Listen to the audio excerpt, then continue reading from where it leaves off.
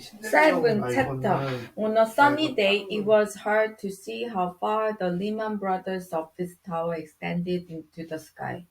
Its walls seemed to soar on forever, like an infinite spear, and though Jan sometimes pushed his head far back and squinted, he couldn't see beyond the sunlight, banging against the polished glass.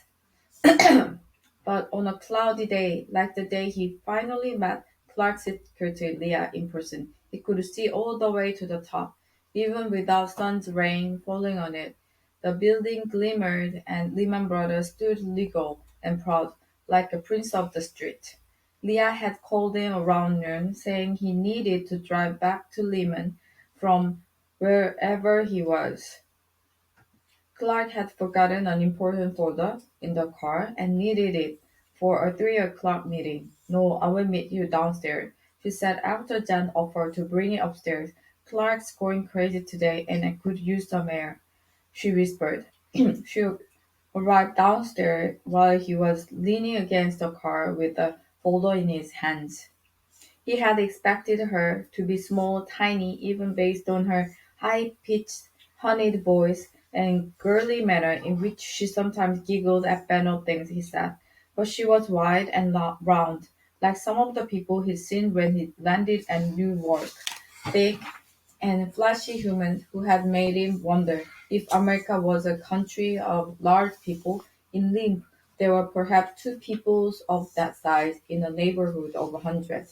But at the airport, walking from the plane through immigration and custom to baggage claim, he had counted at least 20.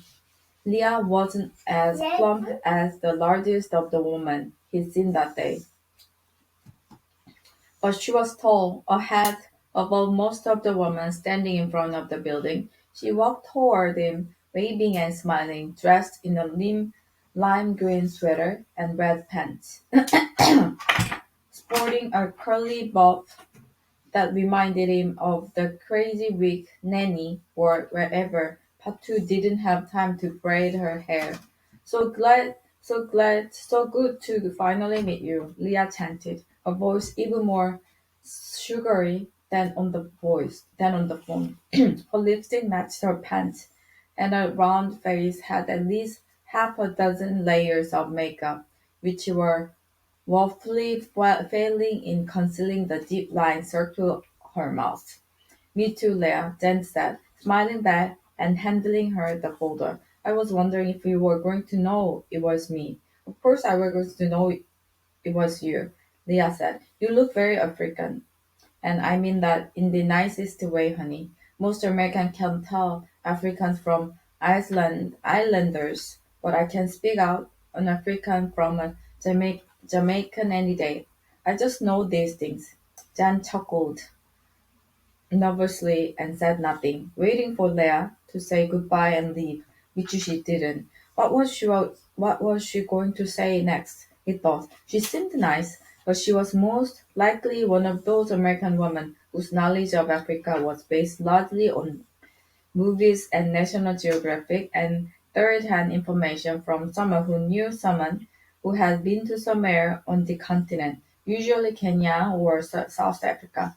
Whenever Jan met such women at Leomi's school, at Marcus Garvey Park, in the livery cab he used to drive, they often said something like, "Oh my God, I saw this really crazy show about such and such in Africa," or "My cousin, friend, neighbor used to date an African man and he was a really nice guy," or even worse, if they asked him where he Africa he was from and he said Cameroon, they proceeded to tell him that a friend's daughter once went to Tanzania or Uganda. This comment used to irk him until Winston gave him the perfect response. Tell them your friend's uncle lives in Toronto, which was what he now did every time someone mentioned some other African country in response to him saying he was from Cameroon. Oh yeah, he would say in response to something said about Senegal. I watched a show the other day about San Antonio. Or one day I hope to visit Montreal. Or I hear Miami is a nice city. And every time he did this, he cracked up inside as the American face scrunched up in confusion because they couldn't understand what Toronto, San Antonio, Montreal, Miami had to do with the New York.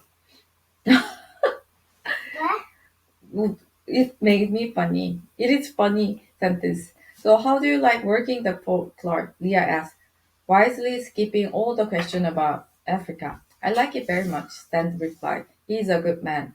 Leah nodded, pulling out a pack of cigarettes from her purse and moving to lean against the car next to Jan. Mind if I smoke? Jan shook his head.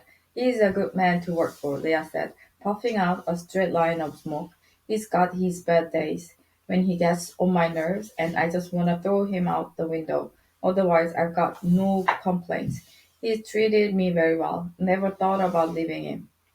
You have been his secretary for a long time. 15 years, honey, Leah said. Though I can't say I've got too many left.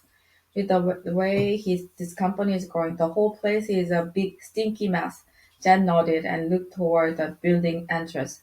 At the 20-something-year-old young man in a black suit who was pacing to the right of the door, his anxiety apparent in the way he paused every few steps to stare at the ground. Jan imagined he was on his way to a job interview, or spending his first day at the company, or at last, ever since the subprime unit fell apart. Leah went on, flickering the ashes off her cigarette.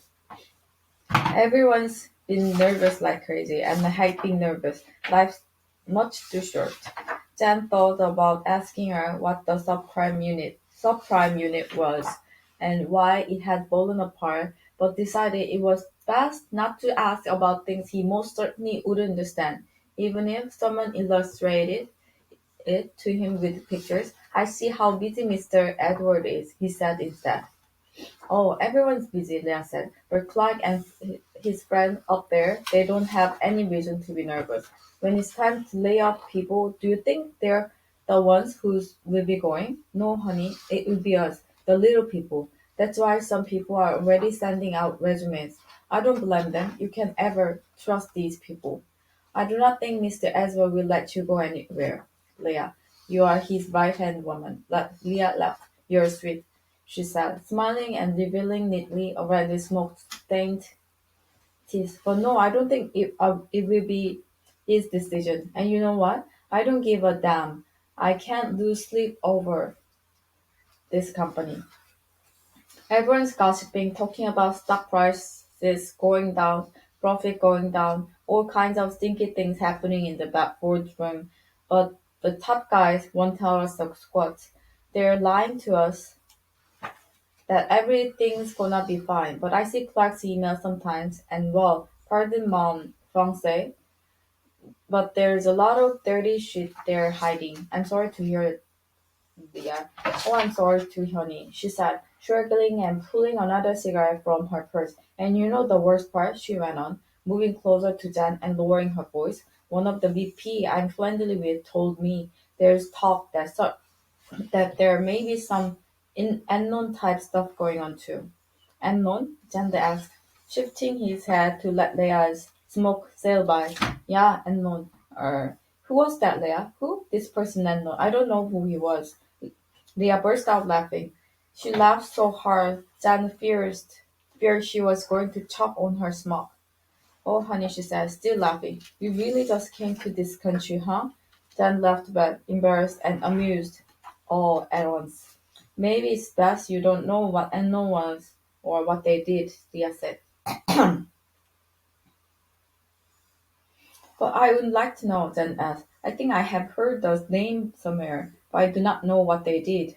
Leah pulled out her phone, looked at the time, and dropped the phone back in her purse.